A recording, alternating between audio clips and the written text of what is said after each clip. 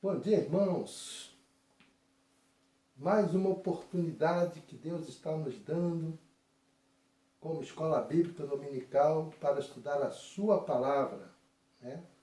A IBD da Igreja Batista do Catete tem esse compromisso de dominicalmente estudar a palavra de Deus com as classes, por faixas etárias, né? Grupos distintos, separados, né? Cada uma tem o seu professor, quando isso ocorre presencialmente. E nessa pandemia estamos fazendo os estudos online, no YouTube, né? E os professores todos da IBD participam, ministrando os estudos para atingir a todos, né? E temos estudado nesse trimestre o tema, a doutrina de Deus, né? E hoje, a lição 11 desse terceiro trimestre, nós vamos estudar Deus é justo. Esse é o título da nossa lição de hoje. Teremos a oportunidade, o privilégio de ter como ministrante desse estudo o pastor José Carlos de Medeiros Torres, membro da nossa igreja já há algum tempo. E nessa abertura, queremos convidar os irmãos aí dos seus lares para abrir a palavra de Deus. Vamos ler aqui uns versículos que fazem parte do texto, do contexto da nossa lição de hoje, né? Vamos fazer a leitura bíblica no Salmo 76, versos 7 a 9. E depois vamos ler Romanos 1, 16 e 17. Sendo que o verso 17 de Romanos é o nosso texto áureo. Leiamos a palavra de Deus.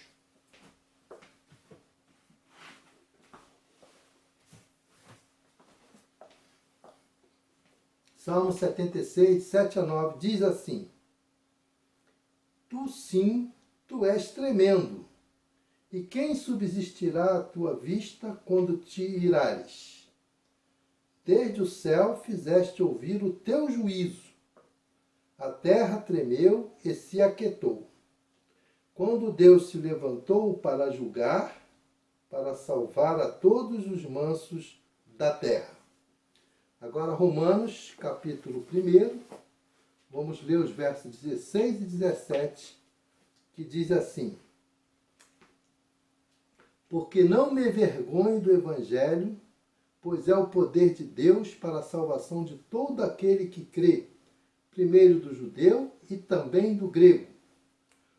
Aí o textual diz assim, verso 17: Porque no Evangelho é revelada de fé em fé a justiça de Deus, como está escrito, mas o justo viverá da fé. Deus é justo e Ele quer que nós sejamos justos e vivamos pela fé. Convido os irmãos aí de seus lares ainda para abrir os seus cantores, no hino número 2 do cantor cristão, cujo título é Justo és Senhor. E esse hino vai ser acompanhado pela nossa irmã pianista, Lúcia Maria, e teremos a oportunidade de ter a família pastoral nos ajudando para acompanharmos no cântico desse hino. Depois teremos uma oração intercessória para o estudo de hoje, que vai ser elevada aos céus pelo nosso irmão missionário, lá da nossa congregação de Rio das Pedras, o irmão Antônio Sergipano.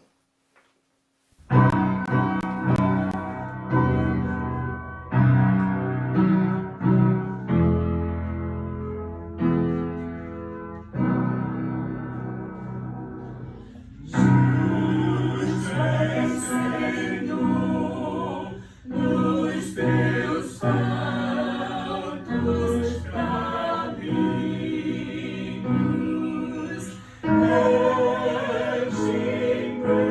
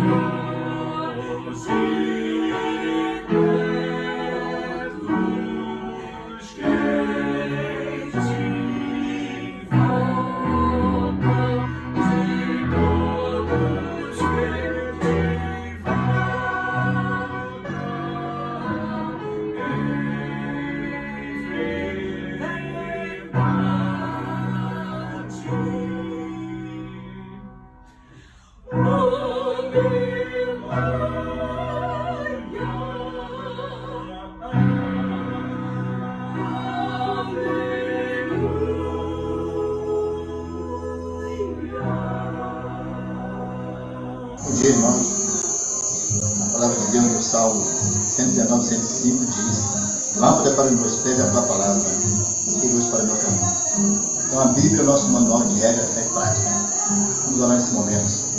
Nosso Deus, nosso Pai, nos agradecemos por esse momento. E pedimos ao Pai, em nome de nosso Salvador Jesus Cristo, abençoe grandemente a Escola Bíblica Dominical, que cada um cresça na graça, no crescimento do nosso Salvador Jesus Cristo. Meu Deus, que cada um se apegue cada vez mais a essa palavra, crie um relacionamento com Deus a partir da sua palavra, orando, fazendo seus momentos devocionais, não abrindo mão da Escola Bíblica Dominical, porque é fundamental para o nosso crescimento. Que o Senhor abençoe grandemente cada irmão dessa turma, que o Senhor livre do mal, que o Senhor proteja, que o Senhor os ampare, que o Senhor blinde cada irmão, não somente da IBD, mas da Igreja Batista de Cateiros, Deus, protegendo todo esse vírus, Deus, em todo momento da sua vida. Que o Senhor abençoe grandemente, que haja prazer espiritual em estudar a sua palavra. É o que eu te peço e te agradeço, em nome de Jesus. Amém. Bom dia, meus irmãos. É um prazer muito grande estar com vocês neste segundo domingo de setembro. Bem, eu quero confessar aos irmãos que participo da tristeza que a igreja toda está sentindo com a morte do irmão Leomar, né? Inesperada, surpreendente, vítima de Covid, essa doença terrível que tem dizimado tantos milhões de vidas neste mundo, por este mundo afora, né? Vamos orar por sua família, por sua esposa, por seus filhos, pedindo que Deus os tenha em suas mãos e lhes dê aquilo que somente Deus pode dar numa hora como essa, que é a sua consolação. Ele que é o Pai de todas as consolações. Que com ele seja o Senhor e assim os abençoe. Hoje vocês vão suportar, eu estou com a garganta alcançada aí por muito vento que tomei ontem e me deixou assim, mas eu acho que dá para ser escutado bem. A lição desta manhã tem a ver com a justiça divina. Afirma: Deus é justo. Do ponto de vista humano, a gente sempre associa justiça com lei. E a tendência é a gente ser legalista. Isso foi no passado, a gente percebe muito disso na literatura do Velho Testamento, e a gente poucas vezes associa justiça com a graça divina, que é o cerne da mensagem, o centro da mensagem do Novo Testamento, e da mensagem de justiça revelada por Deus em Jesus Cristo, nosso Senhor e o nosso Salvador. Existem vários tipos de justiça e todas elas têm a ver com a concepção de Deus, do mundo, de sociedade que a gente tem. Por exemplo, os filósofos gregos, né, e os sábios de antigamente, eles pensavam muito em termos de justiça distributiva. Como estabelecer uma sociedade em que a justiça estivesse espalhada e todo mundo tivesse aquilo que necessitava e todos tivessem aquilo que mereciam também. Então, haveria o aspecto meritocrático, mas haveria, por baixo de tudo e dando base a tudo, o aspecto necessidade, que ninguém vivesse no nível abaixo das suas necessidades e da necessidade de garantir-se uma vida com dignidade. É interessante a gente observar que, na justiça do Velho Testamento, em nenhum momento, logo no princípio, os pobres, os que podiam ser tornados miseráveis, os necessitados e os oprimidos, e os imigrantes que saíssem de sua terra por quaisquer motivos que fossem, eles eram desconsiderados.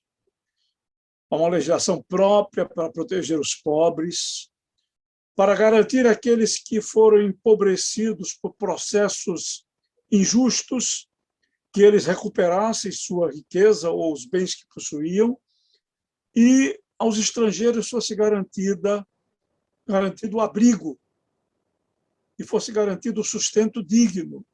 Isso está lá no Velho Testamento, nos primeiros livros da Bíblia, para a gente ler e para a gente poder se situar melhor nesse mundo tão difícil hoje que a gente vive, quando as grandes multidões de necessitados e de miserabilizados vivem ao Deus dará quase,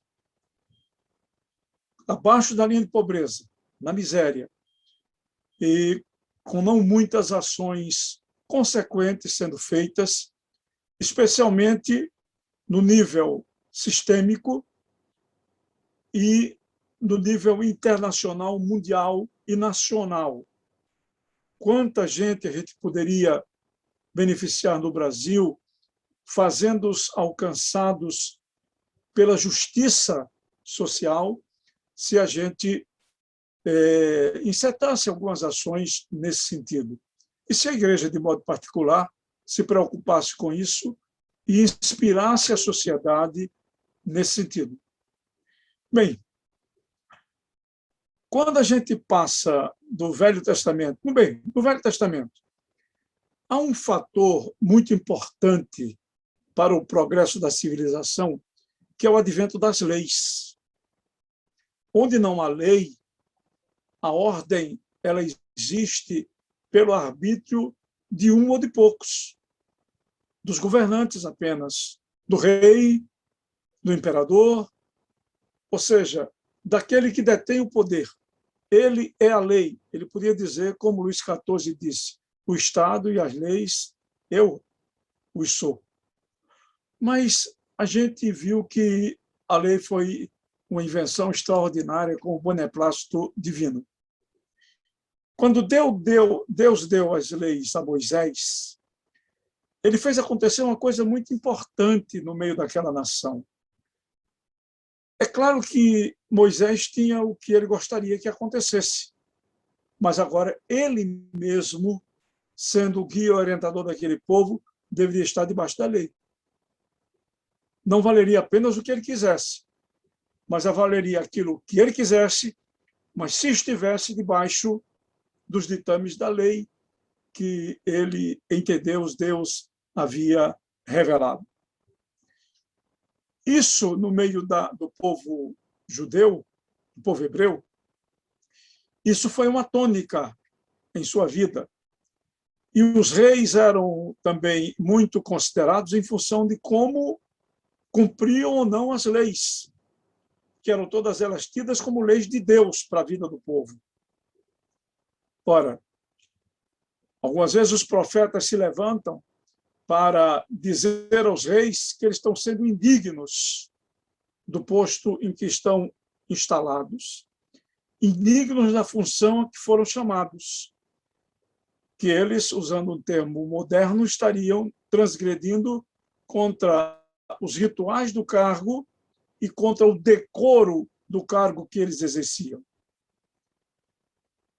Um incidente extremamente importante para a gente entender como a justiça de Deus não se enquadrava simplesmente na vontade dos homens, mesmo que fossem os reis, é aquele incidente de Davi, que manda a morte de um dos seus generais para possuir a esposa que achara linda, vendo-a de longe, tomando banho. Pois bem, o marido dela vai à guerra, morre, porque Davi queria que ele morresse ali, foi colocado para isso, e depois o profeta chega e diz a Davi que alguma coisa está muito errada, que aquilo fora feito totalmente de acordo com a vontade dele, mas não com a vontade de Deus. E que ele, na realidade, fora quem cometera o crime da morte do marido da mulher que agora ele possuía. Ele contou uma história, né, uma espécie de parábola para dizer a coisa, de tal maneira que suscitou a pergunta de Davi no final. Então, quem seria este homem que merece a morte, como o profeta disse? E o profeta Natã olha para Davi e diz: tu és este homem.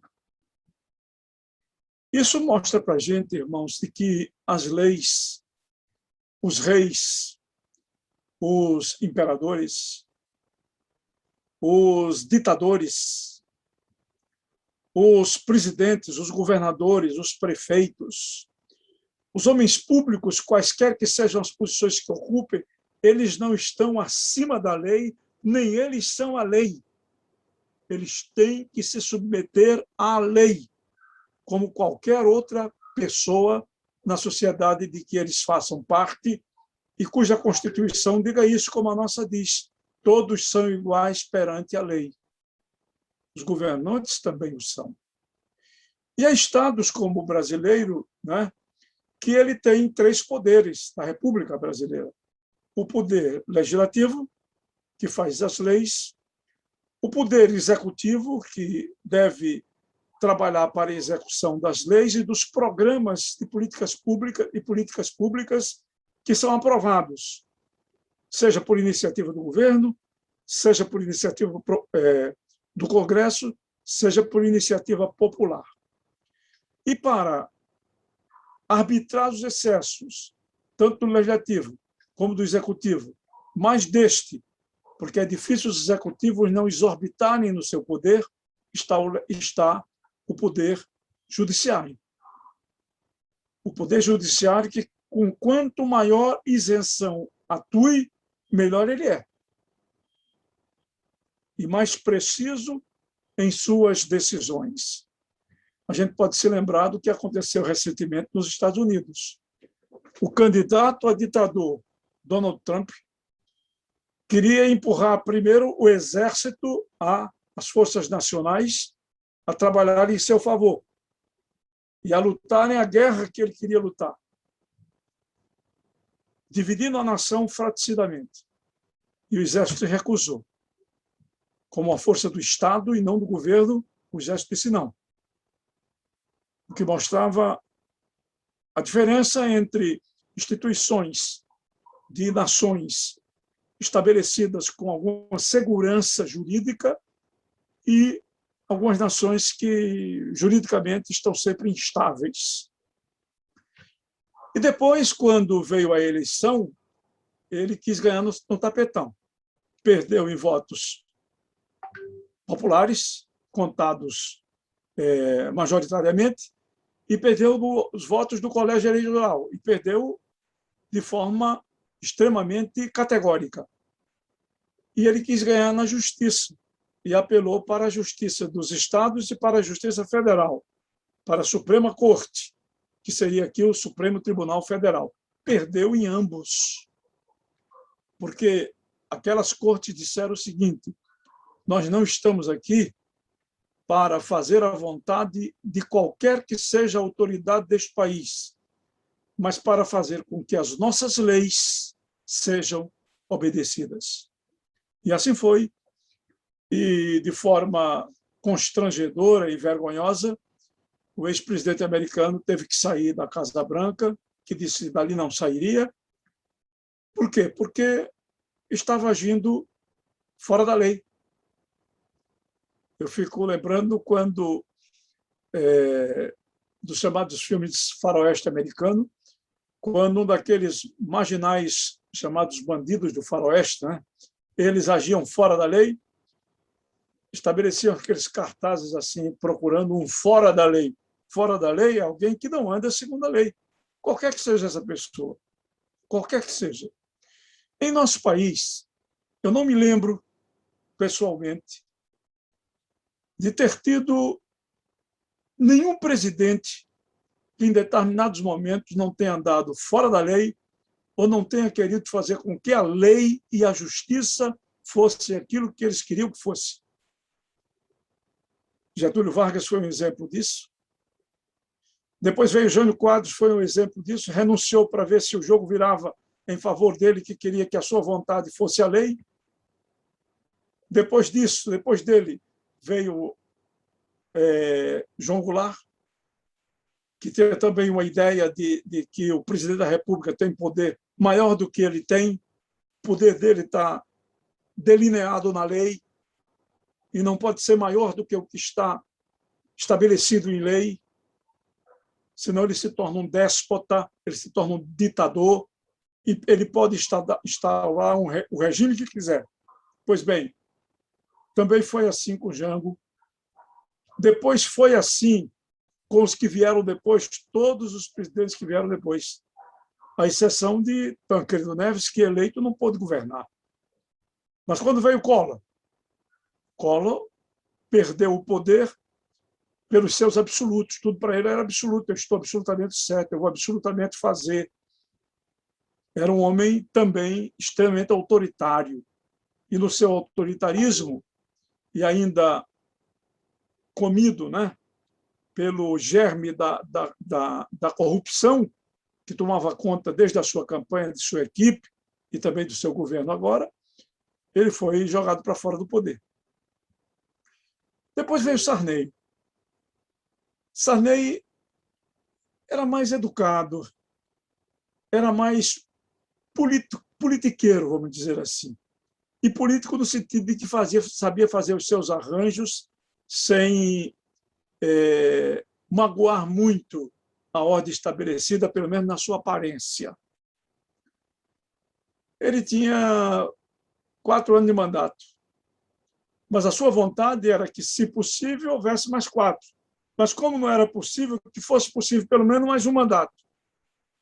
E aí ele faz o que não deve fazer, usa recursos que não tinha direito de usar e pratica ações que podem ser tidas como corruptas para ganhar um aninho de mandato sequer e macular a imagem do seu governo.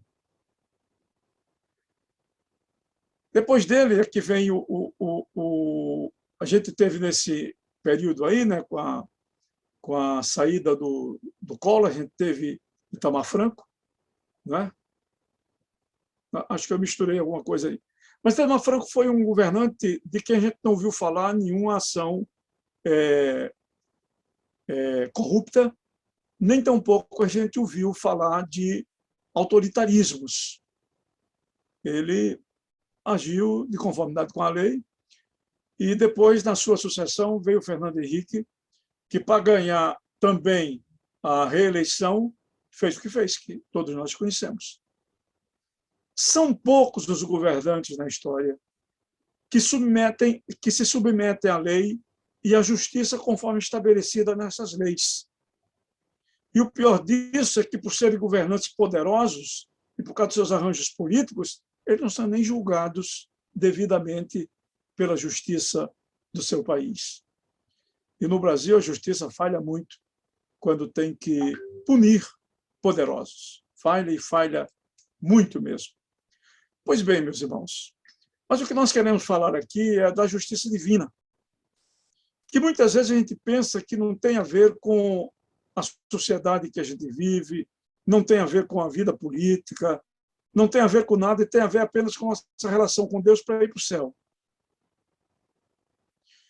O entendimento de justiça tem a ver necessariamente com a sociedade em que a gente vive, com a maneira como ela trata da questão da justiça, humanamente e socialmente falando, e judicialmente falando também, e tem a ver com a nossa concepção, do ponto de vista cristão, para a gente pensar na justiça de Deus, do que a gente pensa de Deus, do caráter de Deus como ele se revela. Até algum tempo atrás, Deus era entendido como um Deus justo, mas na visão veterotestamentária, na visão do Velho Testamento. É como se Deus existisse buscando uma oportunidade para punir o ser humano. E era muito comum encontrarmos pregadores que diziam que a gente precisa ter medo de Deus. Deus pune, cuide-se, cuidado, não é? Você vai ser punido por Deus. E quantas vezes eu vi pessoas que morriam e a mensagem que os seus familiares recebiam é que foi a justiça de Deus que havia punido aquela pessoa que havia morrido. Quando houve o tsunami na Ásia, com a morte de centenas de milhares de pessoas, não faltaram pregadores que disseram que aquela era uma forma de Deus expressar sua justiça contra aqueles pobres, contra aqueles pobres e miseráveis. Por quê? Por que não aconteceu isso e não acontece isso nas regiões mais ricas? Olha agora o caso do Haiti, por exemplo, que muita gente vê como um castigo divino, porque lá há muito de religiosidade mística e de religiosidade espiritualista. Eu não consigo conceber Deus assim. Um Deus carrasco, um Deus que está à espreita do homem errante para castigá-lo e queimá-lo vivo, se possível. É interessante que a palavra de Deus sempre valorizou a justiça e sempre pediu ao homem que a valorizasse. É assim que o profeta Miqueias, no capítulo 6 de sua profecia, diz: ele te disse ao homem o que é bom. E o que é que Deus pede de ti? Senão que ames a justiça, pratiques a misericórdia e andes humildemente na presença do teu Deus. Ames a justiça. Mas que justiça? Bem, eu disse há alguns instantes que o nosso sentimento de justiça, nosso entendimento de justiça com respeito a Deus, tem a ver com a nossa visão que a gente tem de Deus e de como ele revela o seu caráter na história e para nós cristãos, especialmente em Jesus. Se eu fosse uma pessoa que lesse só o Velho Testamento e estivesse preso a visões veterotestamentárias de Deus somente, um Deus que pune, um Deus que é vindicativo, um Deus que está à espreita do errante para puni-lo, eu diria que o Deus em que nós cremos é um Deus que mete medo. Mas eu não creio num Deus assim. A minha ideia do caráter de Deus, como ele se revela em Jesus Cristo, primeiro é a seguinte: Deus é amor. Deus é amor. E amor de tal natureza que Jesus diz que Deus é Pai. Pai. E qual é o pai que faria mal ao seu filho? Lembra-se daquele texto de Jesus ensinando sobre a oração?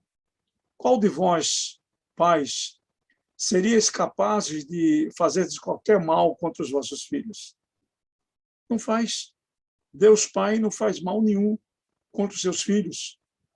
E não está procurando ocasião para castigá-los devidamente na medida dos seus erros, mas sempre estendendo a oportunidade de mudar de vida.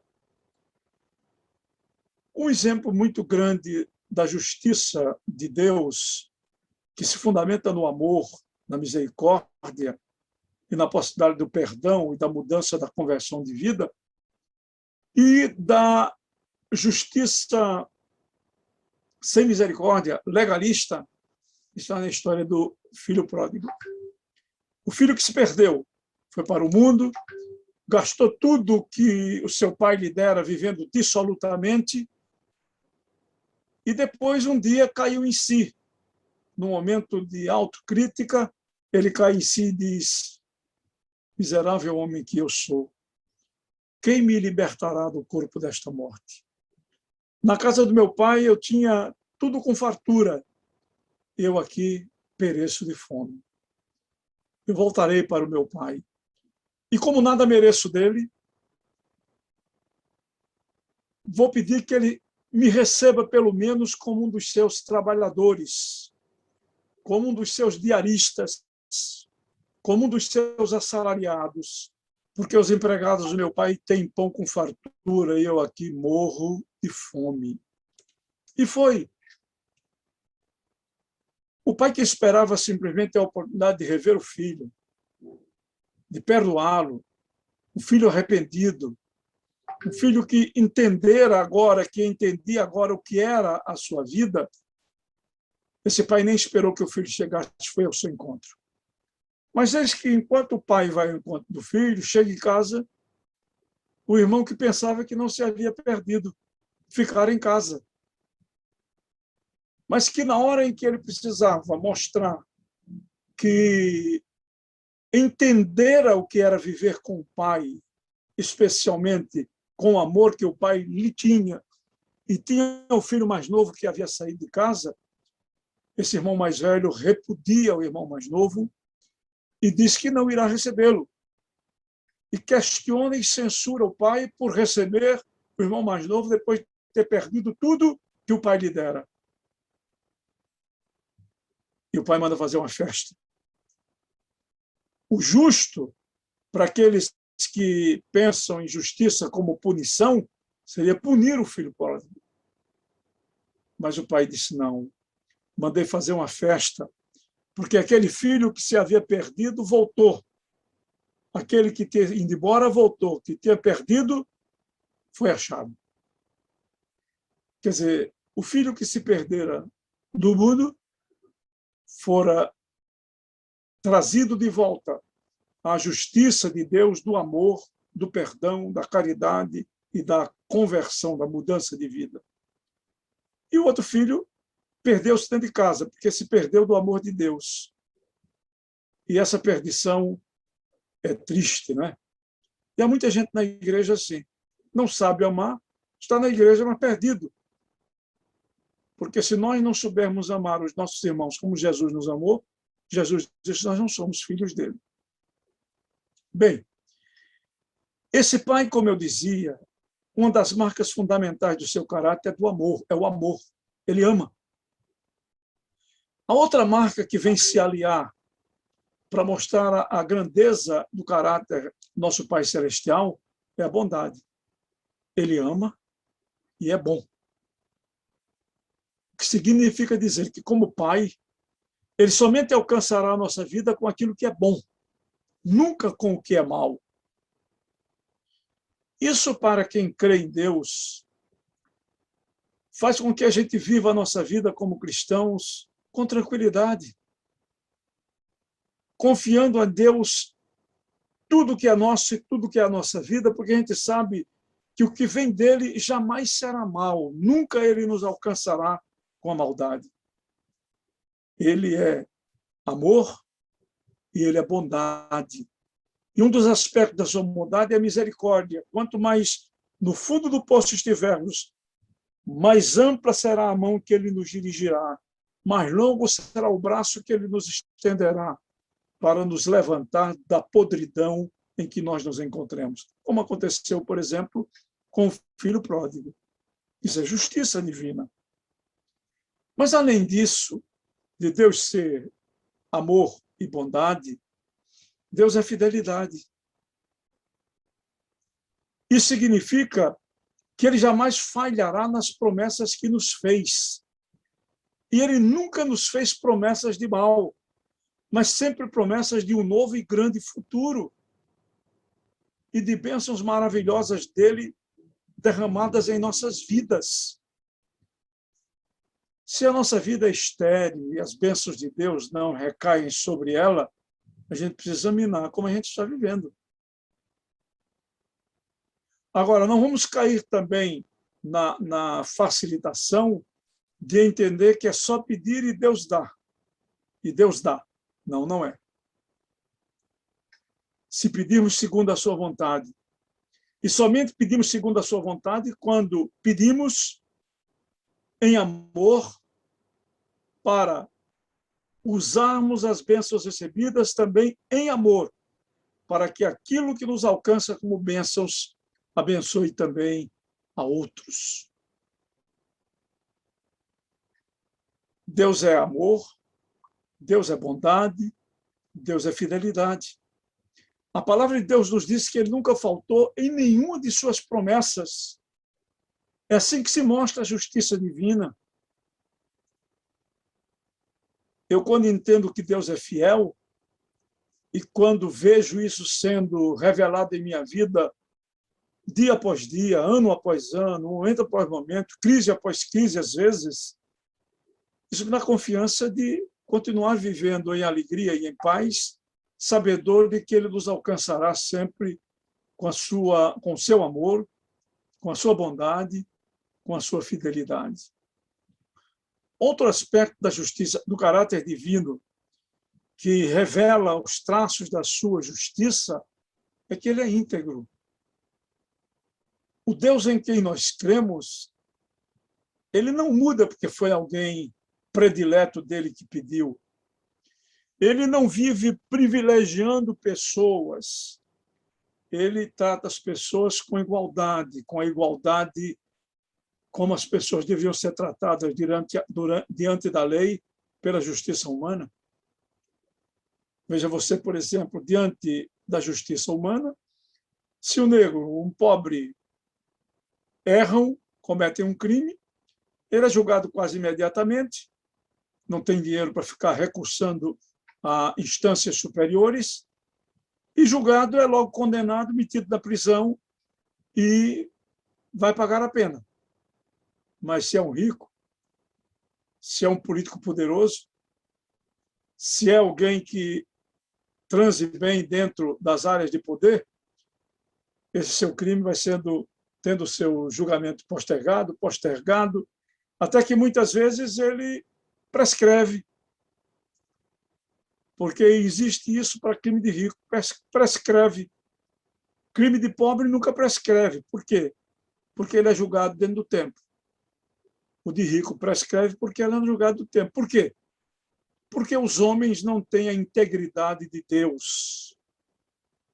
Primeiro, eles não amam como Deus ama, de forma igual, de forma universal. Segundo, porque a bondade deles não tem a ver com esse amor. Terceiro, porque as promessas deles não são confiáveis. E quarto, porque eles não são íntegros. Eles dizem uma coisa aqui, fazem outra ali. Dizem uma outra hoje, dizem uma coisa hoje e fazem outra amanhã. Deus não. Deus é amor. Deus é bondade. Deus é fidelidade. Deus é integridade. Deus é íntegro. E assim nós podemos confiar nele. E a justiça dele, ela se estabelece e opera nos parâmetros do seu caráter. Vai ser nada diferente. Eu um dia acabara de chegar no templo de uma igreja e ouvi falar de um rapaz que havia sido morto por bandidos de uma forma extremamente brutal. E a pessoa que estava contando a história disse, mas é o que ele merecia, o que Deus deu. Eu disse, como? Você acha que Deus que matou esse rapaz, ou que mandou matar esse rapaz, você tem essa ideia mesmo? É, porque ele era da igreja e saiu da igreja. Ora. O que é que o que é que o pai deveria ter mandado fazer com o filho pródigo, que fizeram o que fizeram? E quando voltou para casa, o que é que o pai deveria ter feito? Se fosse essa forma de se estabelecer a justiça segundo Deus. Meus irmãos, o mundo é o que é e vive como vive, porque os juízos divinos estão abandonados. Quando eu digo juízos, digo os ensinamentos, os mandamentos divinos.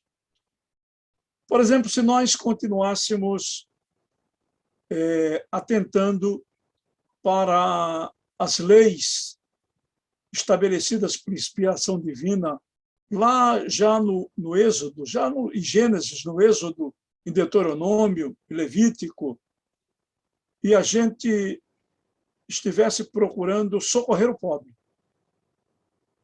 Depois, restabelecer-lhe as condições de vida como eles viviam antes de perderem as suas propriedades em função da ganância de alguns. junto a quem eles tinham se socorrido pedindo empréstimos. E não podendo pagar, tiveram suas propriedades tomadas. Se a gente, quando visse, por exemplo, um pobre, a gente o socorresse. E a gente trabalhasse para que não houvesse pobres na face da terra. Porque é esta a vontade de Deus. Existem pessoas que dizem, não, Deus não só admite, mas concorda em que haja pobres na terra, porque diz, pobres sempre os tereis, claro, sempre os tereis convosco, porque a ambição humana opera nesse sentido. Mas a literatura bíblica, no Pentateuco, diz que não é a vontade de Deus que haja pobres na terra. É que os homens vivessem o mais possível igualitariamente. Igualitariamente. Ah, mas isso é socialismo, isso é comunismo. Não, não, isso não é nem socialismo, nem comunismo. Isto é mandamento divino.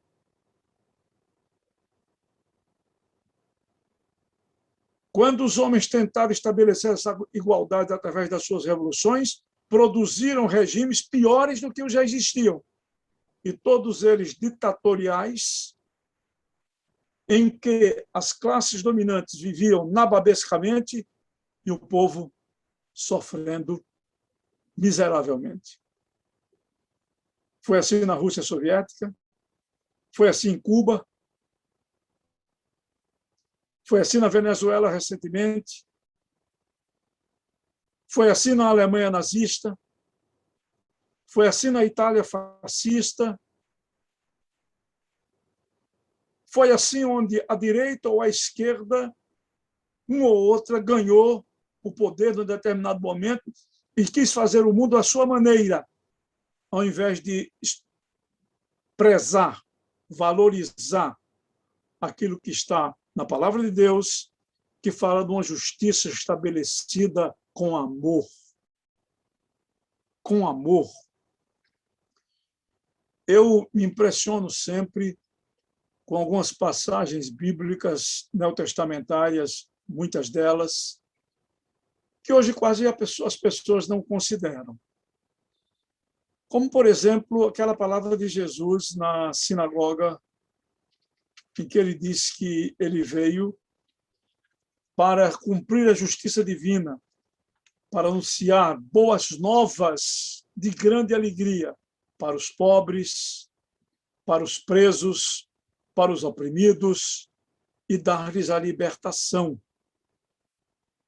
Ou então, quando a igreja começa e todo mundo dá daquilo que tem para que todos possam ter o mais igualitariamente possível. Depois não continua assim, é bom que a gente procure saber por quê. Né? Eu às vezes pergunto assim, será que existe algum cristão que acha que esse mundo é justo?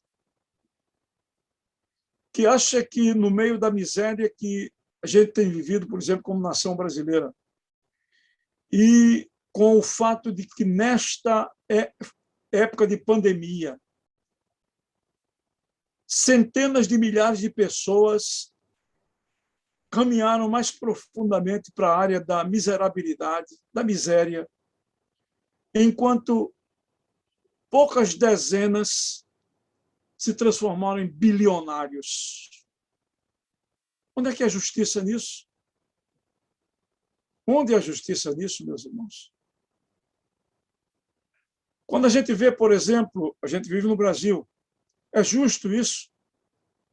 Que o empregado já vá para o terceiro ano, como já foi dito no orçamento para o próximo ano da República Federativa do Brasil, sem que se acene com aumento real, não apenas recuperação da inflação, que nunca é a verdadeira que acontece, enquanto algumas classes privilegiadas recebem aumentos gigantescos. Vejam os aumentos que estão destinados aos militares atualmente. É vergonhoso que os militares mesmo não protestem. Né? É vergonhoso. Eles deviam protestar. Não, nós não aceitamos isso aí. Eu já fiz isso em igreja. Não aceitei aumento que me queriam dar, que para mim ultrapassava qualquer sentido de justiça no meio dos homens. Eu viveria nababescamente, sabendo que era pastor de uma igreja em que muitos davam os seus dízimos com o que lhes era possível, num salário mínimo ou pouco mais do que isso, e muitos do que muito ganhavam nunca se faziam dizimistas. Justiça tem a ver com tudo isso, meus irmãos. Não tem a ver simplesmente com o que os tribunais julgam ou com aquilo que, em nossa mentalidade judicialista, a gente procura logo penalizar quem errou.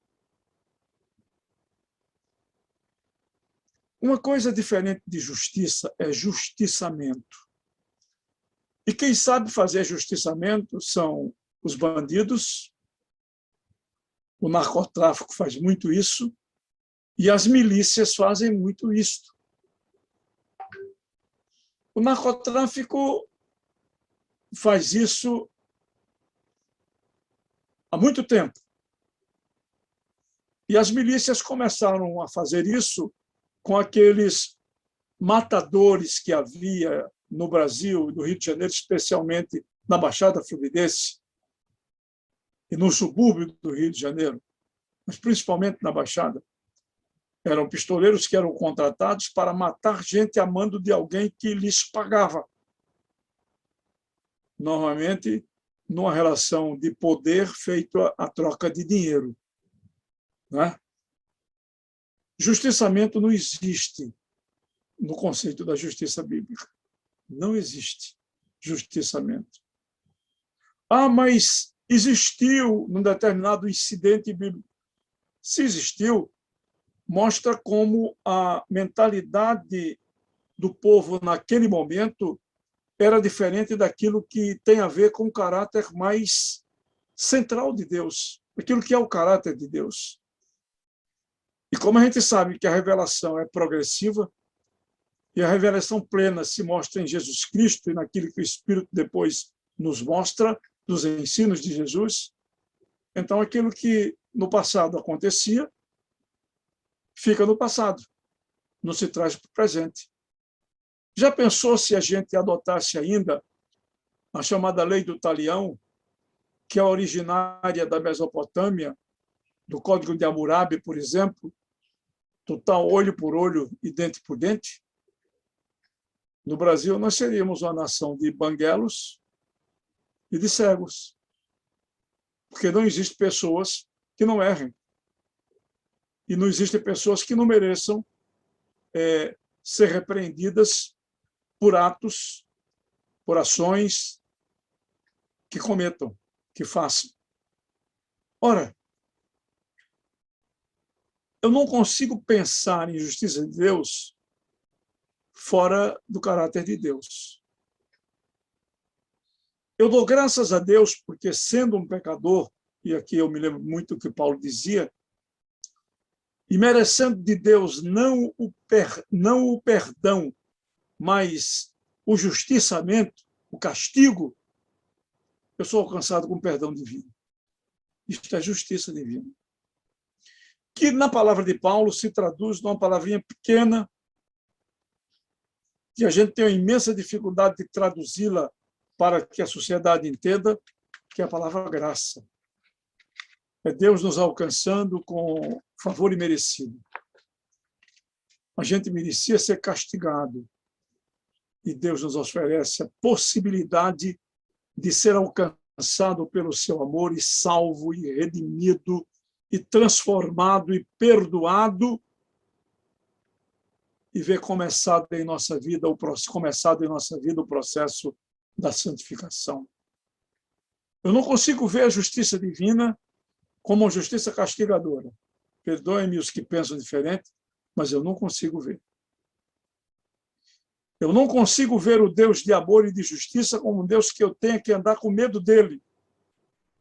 Não, eu tenho que andar amando Deus, amando a sua lei, porque eu conheço o quanto andar nos seus caminhos me faz bem e me faz ver realizada em minha vida a sua justiça, quando ele me vem abençoar como resultado de andar nos seus caminhos, de fazer a sua vontade e de experimentar a plenitude da graça sua sobre graça em minha vida.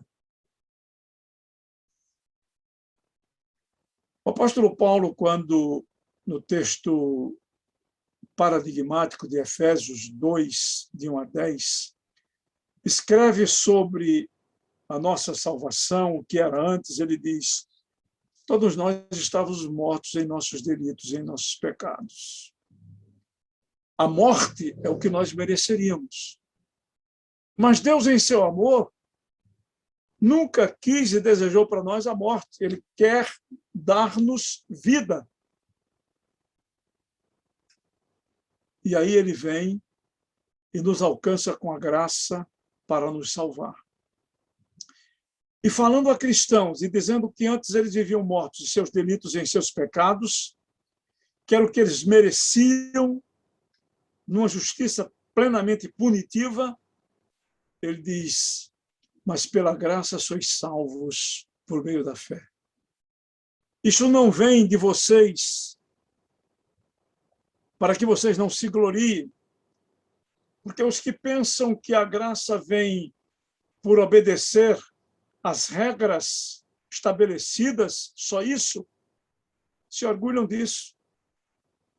E são capazes de dizer que são superiores, como diziam os publicanos, como diziam os fariseus, né, a respeito dos outros, que eles não eram como tais pecadores, porque eles davam o dízimo, porque eles estavam na sinagoga no sábado, e assim por diante. É pela graça. A justiça, o clímax da justiça divina é a graça. É interessante que, do ponto de vista teórico, a justiça humana existe para trazer ordem e para trazer a oportunidade de correção para o ser humano. As prisões, antigamente, chamavam-se casas de correção. Hoje, elas podem ser chamadas de escola de crime. Porque perdeu todo o caráter pedagógico, todo o caráter de reeducação do ser humano. É um amontoado de pessoas que erraram para serem punidas. E ali existem todos aqueles que vão penalizar essas pessoas conforme a vontade delas.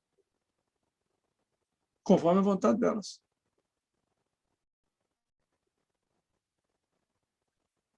Eu quero ver um mundo em que a justiça de Deus se faça. Eu quero ver um mundo sem justiceiros. Eu quero ver um mundo sem a justiça que implique simplesmente no cumprimento da lei pelos pobres, no descumprimento com o beneplácito da justiça humana pelos ricos e poderosos. Eu quero ver um mundo em que haja justiça para todos. Como diz a Constituição brasileira, todos são iguais perante a lei, em que todos sejam iguais perante a lei. Perante a lei humana. Perante a lei divina, todos somos iguais. Perante a lei divina, não adianta a gente vir dizendo que é santinho, como o filho pródigo disse. Digo, como o irmão mais velho, no caso da história do pródigo, disse: ah, mas eu nunca desfiz a tua vontade, nunca saí de casa, nunca fiz. Simplesmente ele deixara de amar. E se perdera mesmo estando em casa, como bem disse um amigo meu, pastor Júlio Borges, numa mensagem linda que pregou alguns dias atrás. Meus irmãos, eu sou uma pessoa apaixonada por Deus, encantada com o caráter de Deus, e somente cativo dele, porque sei que ele é um Deus de amor, que não faz acepção de pessoas, que ama todas as pessoas e quer para elas o melhor na vida, todas as pessoas, não ama apenas os santos e os salvos e os filhos dele, mas ama toda criatura humana. Ama os bandidos do narcotráfico, ama os bandidos das milícias, ama os políticos sérios, os políticos corruptos, ama o pobre, ama o rico, ama os da classe média, ama os homossexuais, os heterossexuais, os LGBTs, ama todas as pessoas e a todas que alcançar com o seu amor e quer salvá-las. Esse é o amor de Deus, amor universal.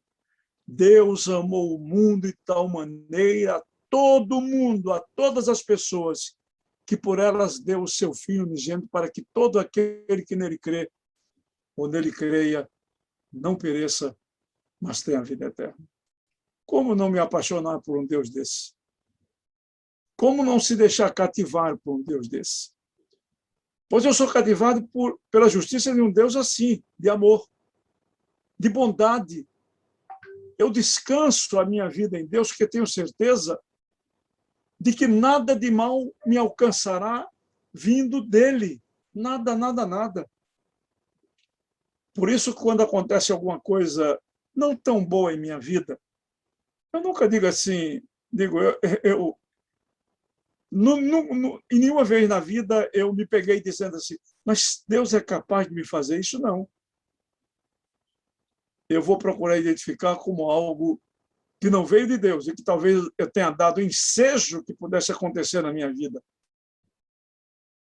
Porque é uma coisa, nós não podemos pecar gratuitamente, errar gratuitamente, transgredir as leis de Deus gratuitamente. Mas não é que Deus esteja com um cajado na mão para bater em nós a cada erro. É que no mundo moral, no mundo onde as consequências alcançam as pessoas, este é o mundo moral, a gente pode escolher o que quer fazer, mas a gente não pode escolher as consequências. Quando eu vejo bênçãos recaindo sobre a minha vida, eu procuro ver nelas as consequências do bem que eu fiz, da fidelidade a Deus em que eu andei. E se o mal me alcança, eu procuro ver os sinais e as consequências de mal ou do mal que eu tenha feito. Isso acontece na vida de qualquer um e acontece em minha vida também. Por crer num Deus de amor e de bondade, que é fiel e íntegro, eu posso andar tranquilo a vida toda, nos piores momentos, porque eu sei do Deus que eu tenho e do Deus que é presente. Eu sei o Deus que eu tenho, o Deus que está comigo e que é presente em minha vida, e em cuja justiça eu somente encontrarei a minha felicidade. O que eu acho muito interessante no mundo que a gente vai vivendo hoje é o descompromisso que nós, cristãos, vamos tendo com respeito à justiça de Deus, que tem a ver, sobretudo, com a igualdade entre os seres humanos e com todos vivendo de uma forma digna, o que é chamado de justiça social. Que muitos, inclusive cristãos, evangélicos, batistas, por que não, dizem que é coisa de comunista. Não é coisa de comunista, é coisa de Deus, é coisa bíblica. Coisa de Jesus. Jesus viveu fazendo o bem. Foi isso que ele viveu. E é por isso que ele foi perseguido. Jesus não foi perseguido por ter feito mal, ele foi perseguido por ter feito o bem, ou seja, por ter realizado a justiça de Deus em sua vida. A justiça de Deus difere muito da justiça humana. E poucas vezes a justiça humana se aproxima, pelo menos um pouco mais perto da justiça divina. Agora, quantas vezes há pessoas nas igrejas que querem levar essa justiça humana para dentro das próprias igrejas? Eu me lembro de um membro de uma igreja que pastoreei, que ele achava que tem que ser revelada a justiça de Deus na vida da igreja, no cuidado com a imagem da igreja. E a imagem da igreja tinha a ver com aqueles que viviam errados e continuavam membros da igreja. Quando eu comecei a pastorear aquela igreja, ele me apresentou uma lista de mais de 150 pessoas, não me lembro bem, que, segundo ele, mereciam ser punidas e eliminadas da igreja. Eu conversei com ele bastante e disse, bem, vamos procurar nomear uma comissão que visita, pelo menos que visita essas pessoas e lhes dê a oportunidade de se definirem.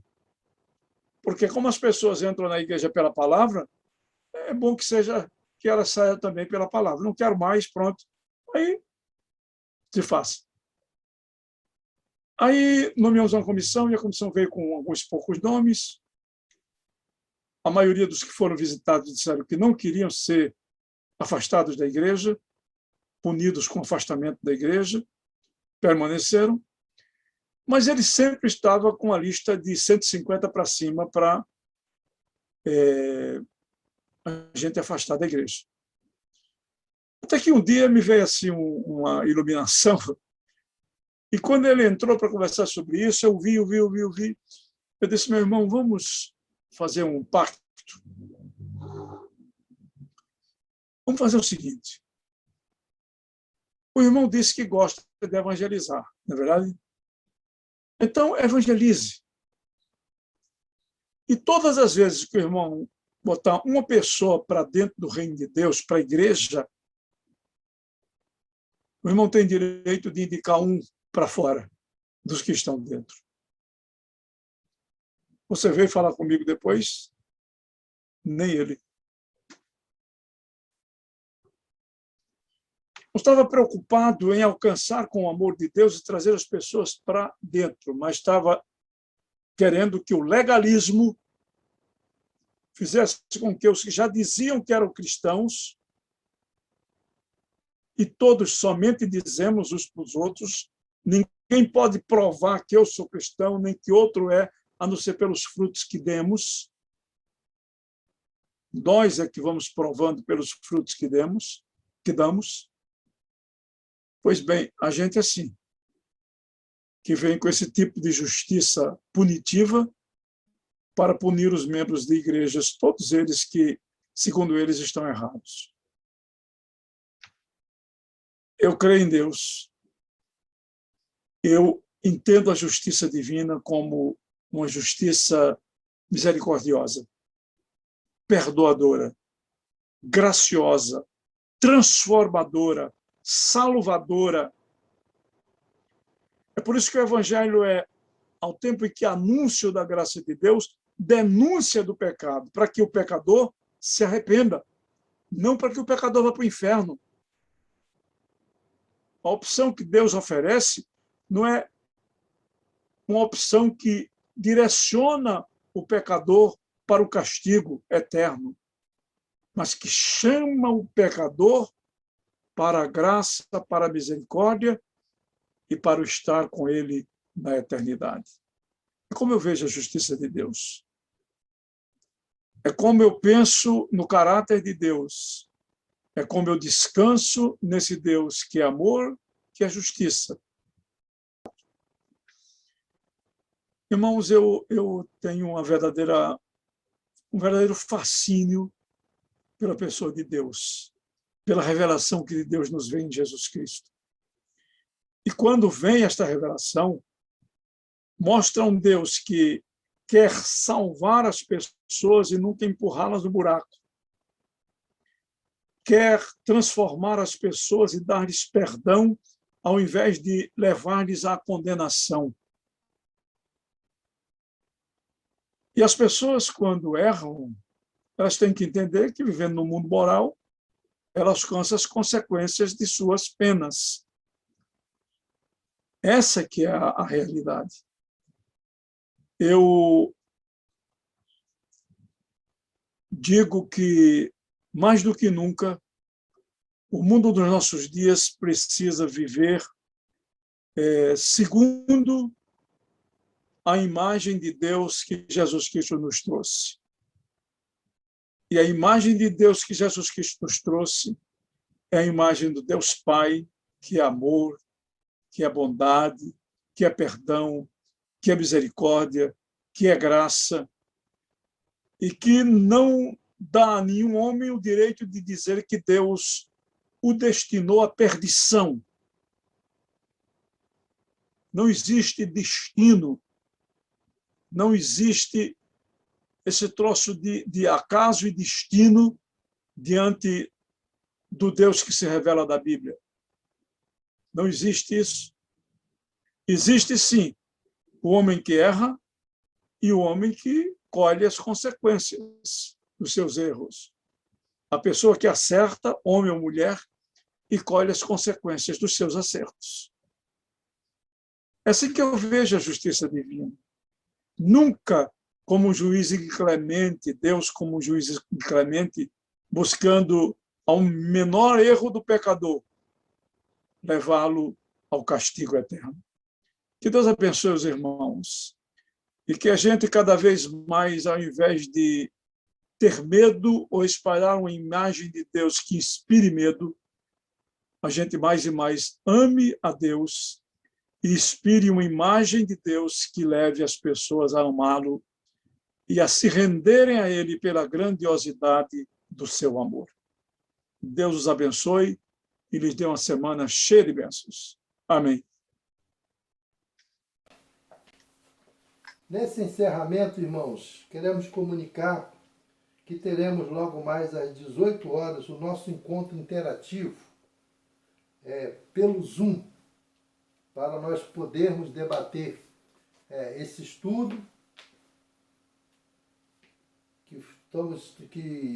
que acabamos de estudar agora nessa parte da manhã, desse domingo, e todos poderão participar, os professores, os alunos, todos os interessados, para compartilharmos o conhecimento desse estudo, as experiências de cada um, e assim acrescentar sempre mais algum ensinamento da palavra de Deus para nós. Que Deus possa nos abençoar nesse encontro que teremos logo mais às 18 horas. Convido os irmãos aí dos lados para abrir seus cantores. Vamos repetir o hino número 2, Justo és Senhor. Esse hino fala bem claramente o que a nossa lição nos apresentou nessa manhã, né? Vamos repetir esse cântico desse hino, acompanhado da irmã Lúcia Maria e da família pastoral. Depois teremos a oração final, que será apresentada pelo nosso irmão, aluno da IBD, José Augusto Pereira Saraiva da Rocha.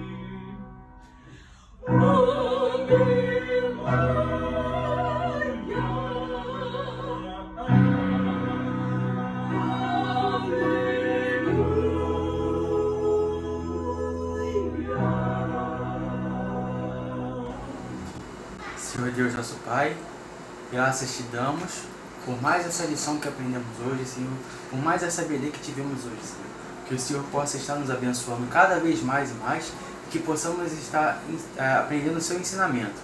Por favor, Pai, nos abençoe mais esse dia de vida, nos nossa segunda igreja, e que o Senhor possa nos abençoar cada dia mais e mais com a sua palavra, que possamos aprender cada dia mais em comunhão com os irmãos, Senhor. É em nome de Jesus que eu peço perdão por todos os nossos pecados. Amém.